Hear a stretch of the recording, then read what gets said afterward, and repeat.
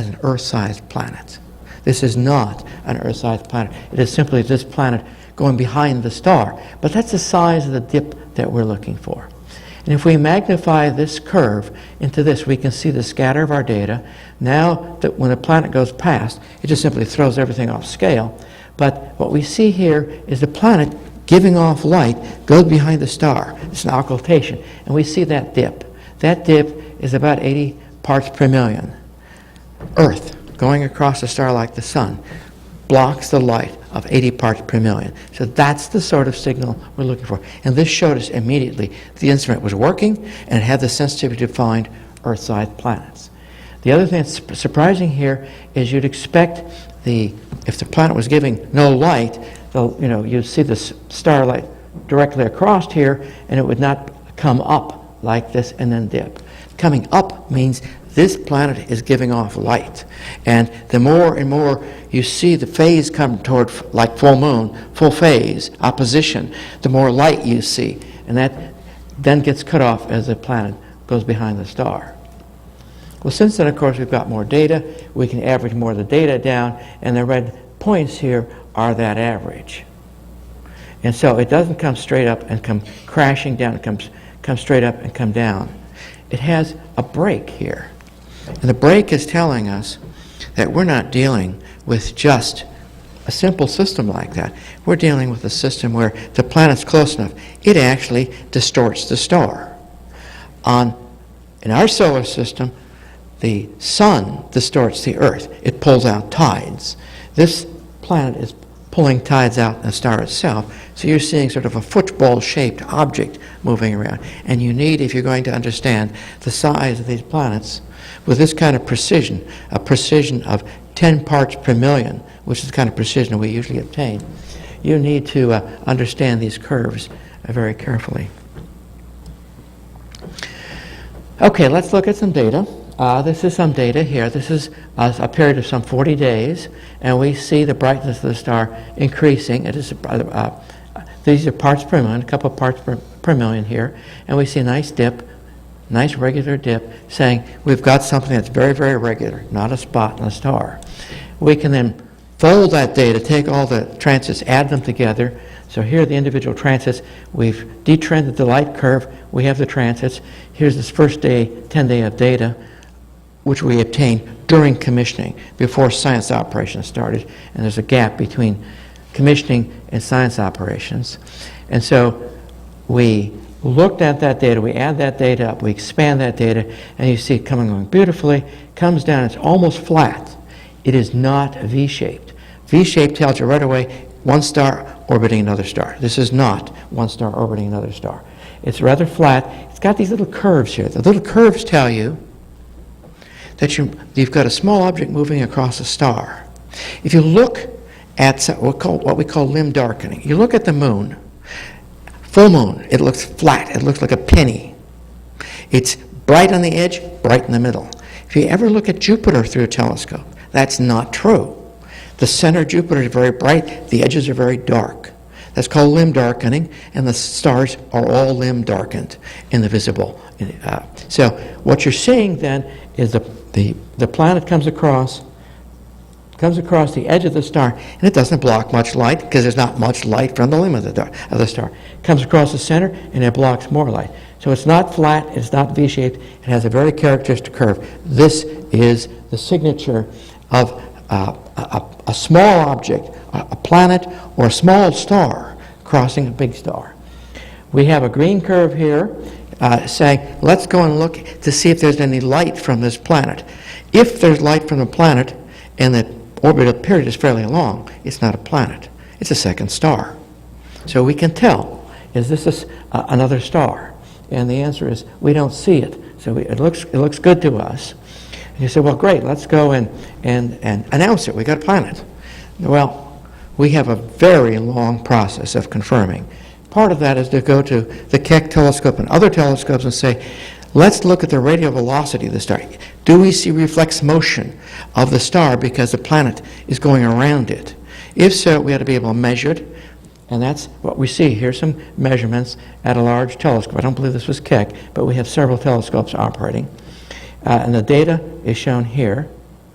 beautiful error bars, nice curve saying you have the same orbital period from radial velocity, different telescope, and you have the same planet phase.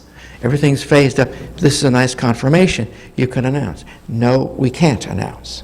You have to prove that there's no possible explanation other than the planet. Because if you make a mistake when you talk about Earth-sized planets, then you have misled, the entire world. We need to know, are there Earths? So the next check that we did was we went to big telescopes and said, we want to do active optics. We're going to look inside the point spread function and look for other stars. There are 2 stars. This cannot be announced as a planet. There are 2 stars. We don't know which one this object is going on. It's probably a planet. But is it this one or that one?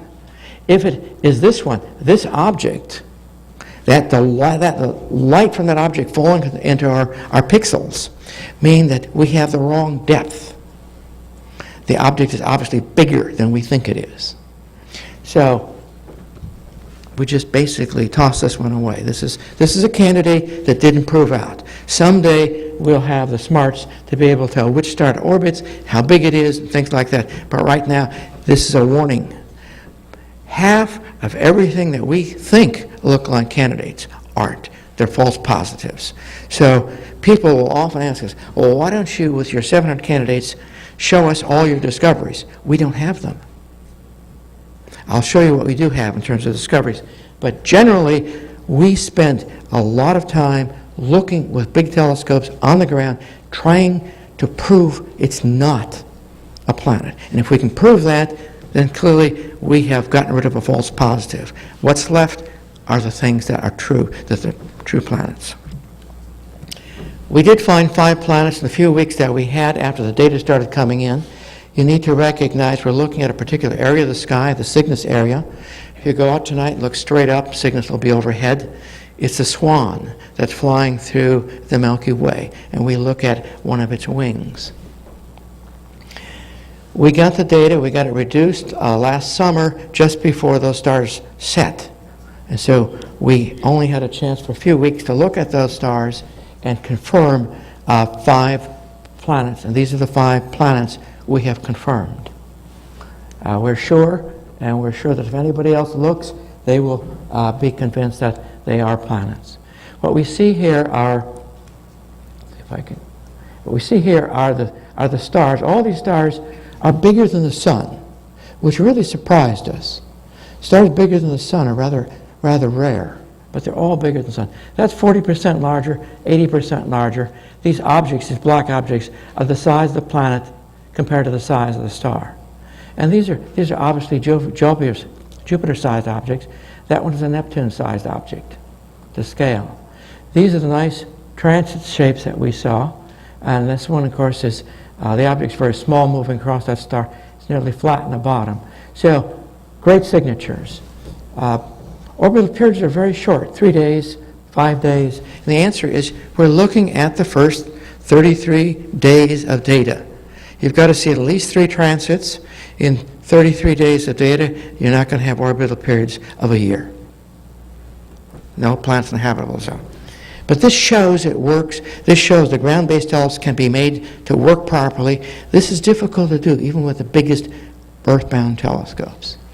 So we were really delighted we were able to do this. We were able to, you have to get the spectra, you have to reduce the spectra, you have to figure out what the spectra means. You then made it with a bunch of other data and say, here is a model that explains the spectra, the photometry, and everything else before you can make a claim of discovery.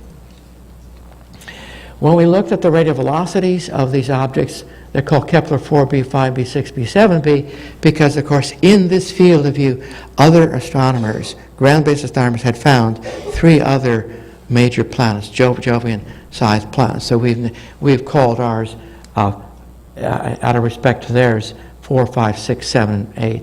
Now, when it comes to an object that's twice the mass of Jupiter, that signal, that radial velocity signal, is a beautiful confirmation, given that you've got the active optics as well. But by the time you're going to something that's 0.7 times the size of Jupiter, The error bars look like they're quite a bit larger. They're not. What we've changed is the scale. These are 50 meters per second, plus and minus, and this is 0.7 times the mass of Jupiter. 4/10 the error bars look larger, 6/10 large again, and here is Neptune. Look how big those error bars are. And this is a Neptune mass object. This is an object that's 20 times the mass of Earth. What this is telling us is a method with Keck, the biggest telescope in the world, with one of the best spectrometers in the world, is not going to work for Earth-sized planets. The mass is too low. So all the other methods we talked about, the active optics, spectroscopy, everything else has to be done. But we're not going to be able to get a radial velocity confirmation. And that means we're going to have to be very, very careful about what we talk about with respect to small planets. Okay, the validation I mentioned is here. We demand as a minimum signal-noise ratios of at least 7 to rule out statistical fluctuations. You get a 7 sigma error every time you do 100 billion tests, and we do 100 billion tests on these systems to make sure they are real. You need at least 3 transits to confirm the orbital periodicity. The light curve depth has to be regular. The shape has to be as expected. The duration has to be proportional to the size of the star divided by the velocity of the orbital period. So we can check on these things. Once you've passed all those tests, well, there's a centroid motion test you have to pass as well. We can actually check for stars that are nearby that will cause confusion. Then you go to the big telescopes, you do radial velocity. Medium precision tells you very quickly, is a small star orbiting a big star? If that happens, we see that frequently. There are many, most of the stars are, multiple star systems.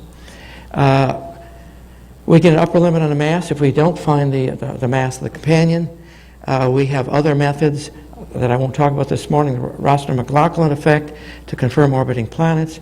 Then we go to the high spatial resolution with active optics, speckle interferometry to check to see if there's a background star. And ultimately we count the number of eclipsing binaries that are so close to the star that we couldn't detect them. And that calculates the uncertainty we associate with a discovery. This is a set of planets that we've just discovered, that we've announced. What we see on the right is the Earth to scale. We haven't discovered that yet. We're looking. Kepler 4b is our smallest discovered planet. It's the size of Neptune, which is quite a bit smaller than Jupiter. Jupiter is the biggest planet that can ever be, because if you had a planet bigger than Jupiter, you threw more mass into Jupiter, it would simply contract. The density would go up. As you can see, we found 4 bigger than Jupiter, and so the theoreticians need to go back to their drawing boards and think about this again. And of course, they're delighted to do so. This is new data, a new part of phase space, and there's nothing a theoretician would like to do more than see new data that contradicts old data, because that means they can elaborate their theories and better understand our own solar system in particular. So I'm being a bit facetious here.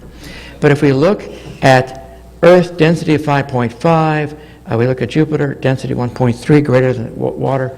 These 4 planets have densities of 0.6, 0.3, and one on the left has a density of 0.17. Its density, its average density is styrofoam. And how you can have an object with that kind of mass, with that kind of core, and have a density so low is a mystery. The orbital periods are short, the planets are hot. And basically, the orbital period, you've got some feeling for the temperature. And so what we see is a temperature scale here, Kelvin on the right, Fahrenheit on the left.